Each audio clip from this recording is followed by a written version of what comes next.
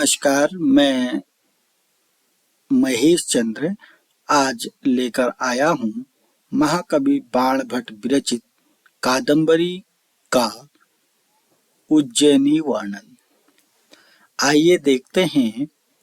सुधावेदिको उपशोभितो उदुपानय अनवरत चलित जल घटी यंत्र सिच्यमान हरित उपवन अंधकारे केतकी धूलि धूसर उपशल्यक उपशोभिता मदमुखर मधुकर पटल अंधकारित निष्कुटा। ये गद्यांश जो है इसमें उज्जैनी का वर्णन किया गया है। संदर्भ प्रस्तुत गद्य अवतरण महाकवि बाणभट्ट विरचित कादम्बरी के उज्जैनी वर्णन से लिया गया है।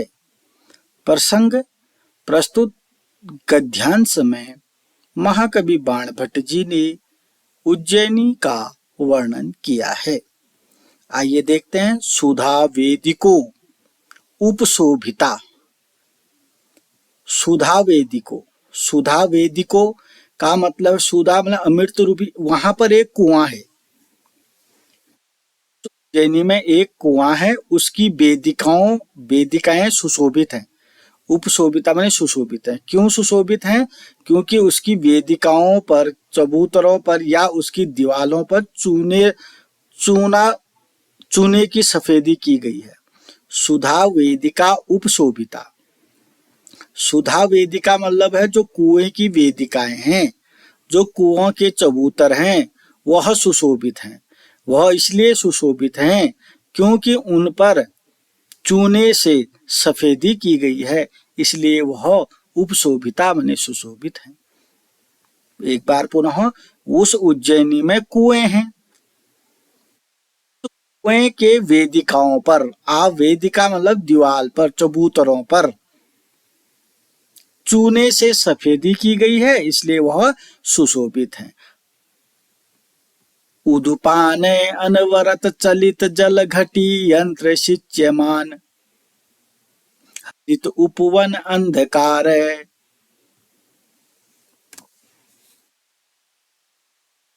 क्या कह रहे हैं? अनवरत चलित जल घटी।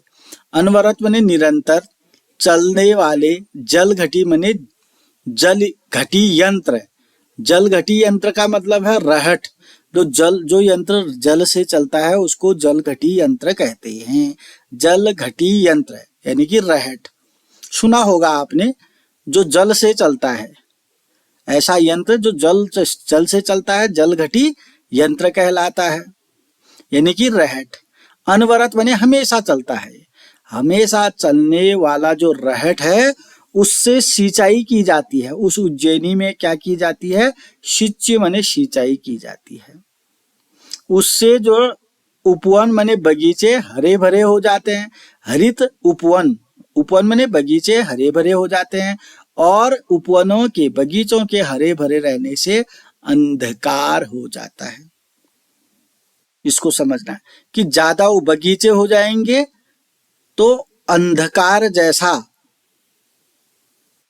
हो जाता है। जैसे कि आपके घरों के अगल बगल बहुत ज्यादा पेड़ पौधे हैं, तो उससे क्या हो जाता है? घर छुप जैसा जाता है, अंधकार जैसा हो जाता है, रोशनी कम पहुंच पाती है। सेम यहाँ पर भी है।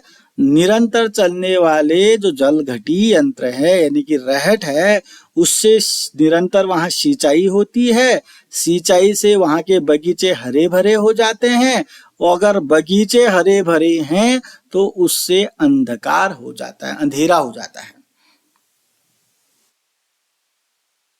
कहां पर? उज्जैनी की बात चल रही है। उज्जैनी में निरंतर रहट चलते हैं, जल घटी यंत्र चलते हैं।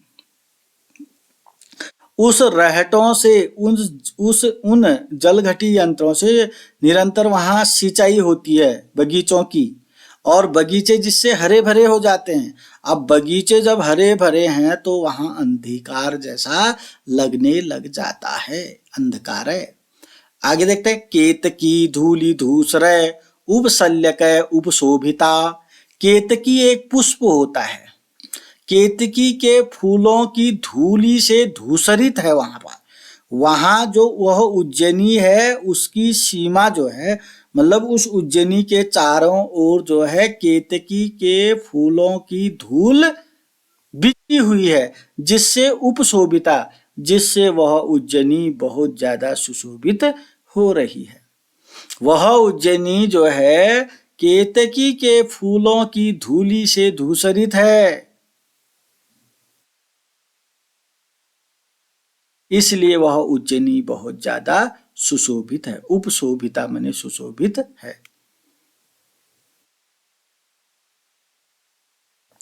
मद मुखर मधुकर पटल अंधकारित निष्कुटा। निष्कुटा का मतलब है जो भवनों के मध्य बगीचे हैं, भवनों के साथ साथ जो बगीचे हैं वहां पर अंधकारित, अंधकारित माने अंधेरा जैसा लगने लग गया। क्यों लगने लग गया? क्योंकि मद मुखर मधुकर, मधुकर कहते हैं भंवरे, मद माने मदमत्त भंवरे, जैसे मदमत्त हाथी होता है वैसे मदमत भंवरे, मदमत मुखरित भंवरे जो हैं गुंजायमान होते हैं, गुंजार करते हैं। वहां पर क्या है, उस उज्जैनी में जो भवन है, मकान है, उनके नजदीक क्या है, बगीचे हैं। उन बगीचों में मदमद भौरे क्या करते हैं, गुंजार करते हैं। इसलिए वहां के भवनों में क्या हो जाता है, अंधकारित, अंधकार जैसा हो जाता है। दो कारणों से अंधेरा दिखाई देता है वहां। एक, उपवनों के कारण, घने उपवन है वहां पर, इसलिए अंधकार जैसा दिखाई देने लग जाता। दूसरा अंधकार मदमद भंवरों के गुंजार करने से वहां पर अंधकार कर दिया जाता, भंवरों के द्वारा, मदमद भंवरों के द्वारा गुंजार करते हुए वहां पर अंधकारित ने अंधेरा कर दिया जाता है। महाकवि बाण भट्ट द्वारा जटिल भाषा में की गई उज्जैनी का वर्णन यहां पर किया गया है। एक बार पुनः देखते हैं। सुधा वेदिका उपशोभिता। वहां के जो कुएं हैं उनकी दीवालों पर, उनके चबूतरों पर जो है चूने की सफेदी की गई है, इसलिए वह सुशोभित हो रहे हैं। अर्थात वह उज्जैनी के कुएं के साथ साथ वह उज्जैनी भी सुशोभित हो रही है। अनवरत चलित जल घटी यंत्र शिच्यमान। वहां पर निरंतर, अनवरत माने हमेशा, निरंतर चलने वाले जलघटी यंत्र से यानी कि रहटों से वहां पर सिंचाई की जाती है। हमेशा सिंचाई की जाती है।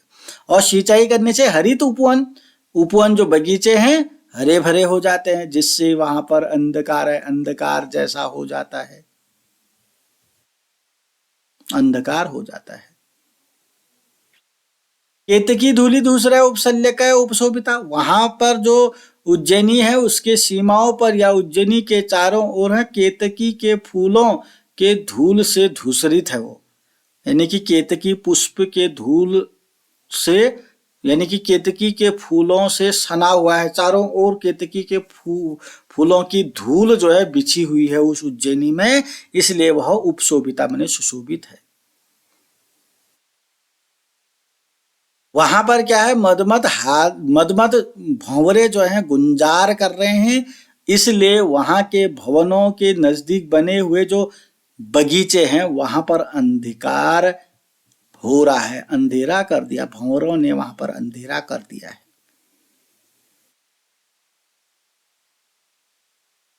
संदर्भ, प्रसंग और व्याख्या आपको लिखने के लिए पूछा जाता है। तो अगर आपको थोड़ा कम समझ में आया तो इसको पढ़ लीजिएगा, समझने का प्रयास करिएगा, संस्कृत जरूर पढ़िएगा, तब जाकर के उसका अनुवाद करिएगा। यही अनुवाद तुम्हारे लिए व्याख्या में काम आता है। अगर आपने चैनल को सब्सक्राइब नहीं किया तो सब्सक्राइब करेंगे, वीडियो पसंद आती है तो लाइक करेंगे, कमेंट करेंगे और अपने दोस्तों के साथ शेयर करेंगे धन्यवाद, नमस्कार।